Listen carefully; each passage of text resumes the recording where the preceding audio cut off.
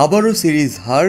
এবার শুধু সিরিজ হার নয়, বাংলাদেশকে বাংলা ওয়াশ করে দিল পাকিস্তান। আর কতবার হোঁচট খেলে খেলা শিখবে লিটন বাহিনী, কারোই তা জানা নেই। ভালো শুরু করার পর এমনভাবে ব্যর্থ হওয়া যেন প্রতিনিয়ত বাংলাদেশের একটি নিয়মিত রুটিন হিসাবে পরিণত হয়েছে।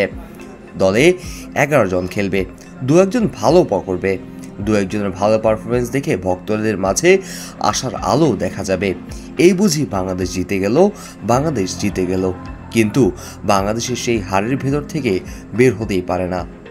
ছোট্ট আরব আমিরাতের কাছ থেকে শোচনীয় সিরিজ হার, পরে পাকিস্তানের মাটিতে বাংলা ওয়াশ দিল পাক বাহিনীরা।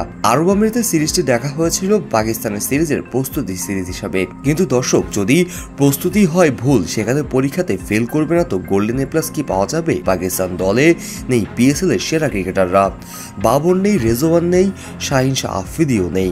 তারপরেও বাংলাদেশকে রীতিমতো যেন ধুয়েই দিল। আজকে হয়তো লিটন দাস কোনো না কোনো একটি যুক্তি দেখাবে, এই কারণে ম্যাচ হেরেছি, ব্যাটারদের আরেকটু রান করা দরকার ছিল, কিন্তু বলারদেরও আরেকটু ভালো করা দরকার ছিল। কিন্তু আসল যে রোগটা, সেটা কেউই ধরতে পারে না। বাংলাদেশ ভালো খেলবে, সবাই আশা নিয়ে খেলা দেখতে বসে, কিন্তু শেষমেশ বাংলাদেশ হেরে যায়। বাংলাদেশের হার শুধু হার নয়, প্রতিটি ক্রিকেট প্রেমীদের ক্ষত। কিন্তু কথা হচ্ছে, এত ভালোভাবে শুরু করার পরেও বাংলাদেশ যে এত খারাপ অবস্থা হতে পারে, সেটি কি কেউ কল্পনা করতে পেরেছিল? সবশেষে 2 ওভার 4 বল এবং 7 উইকেট হাতে রেখে ম্যাচ জিতল পাকিস্তান।